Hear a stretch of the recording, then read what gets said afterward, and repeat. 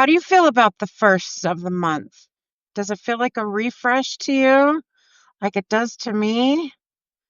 I am having a beautiful, wonderful day here in Denver. I just drove back from Castle Rock. I went to an in-person AA Big Book Study OA meeting. OA stands for Overeaters Anonymous program I am currently getting sober in. I met with my colleague, not my colleague, my OA colleague, my fellow in recovery invited me to the meeting. I have known her for a while. She organized a retreat that I really loved that was at Red Rocks about a year and a half ago, an OA retreat. I am going to Newark, New Jersey on Friday. Woohoo! For an OA Big Book convention. There's going to be 600 of us fellows, people that I've heard their voices. I've seen them heard their voices on phone meetings. I've seen their Hollywood Square pictures on Zoom meetings, but I haven't hugged them in person. And I'm going to be hugged out because from old sponsors that are going to be there to people I've talked with, that I've connected with, that I love, that I adore. It's going to be beautiful. I love 12-step retreats. If you haven't been, I highly recommend that you go. 12-step programs rock my world. I've been in program since 2007. No, my first program was Al-Anon in 2000s when I was married to an alcoholic for 4 years, Mohammed, who was from Morocco. God bless his soul. I don't know where he's at. Hope he's not drinking anymore. I'll always love the man dearly. Don't want anything to do with him, though, if he's drinking or otherwise. I'm just done. Done, done, done. That's a chapter that's closed.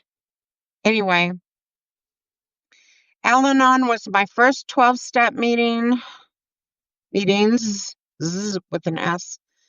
My second 12-step meetings or 12-step fellowship was SAA, Sex Addicts Anonymous.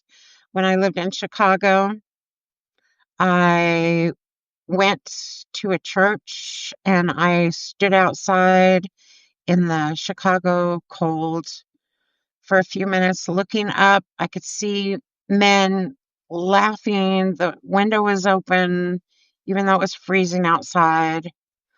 And I was like, I wonder if that's the room. And I was so nervous. I was shaking in my boots. I was scared. I was sweating. I made my way to the door. A man opened the door for me. And I said, "Where's the SAA meeting? Follow me." I followed him up the stairs into a big room. There were about 30 men there and one woman, which was me. And I was sweating and shaking and so scared. And a man said, "Oh, you need a seat? Sit next to me. This chair is empty. Now it's yours." Sat down, still scared. The meeting started. They read something, I don't know. They they read something from a book that I had no idea what book or what it was. I could barely hear it because I was just so frightened. And then the sharing began. And a man from across the room captivated me, drew me in. He shared his emotions, his vulnerability, some of his story. And I instantly lost all forms of anxiety and stress and fear. I stopped sweating. I stopped shaking. My heart opened, and God told me, "You found your people." And the rest is history. And I'm clean from sex addiction since 2010. Thank you, Lord Jesus. Oh my gosh, that was a nightmare. In the crux of my disease, yes, I'm going to be vulnerable right now and tell you something about me that you probably don't know.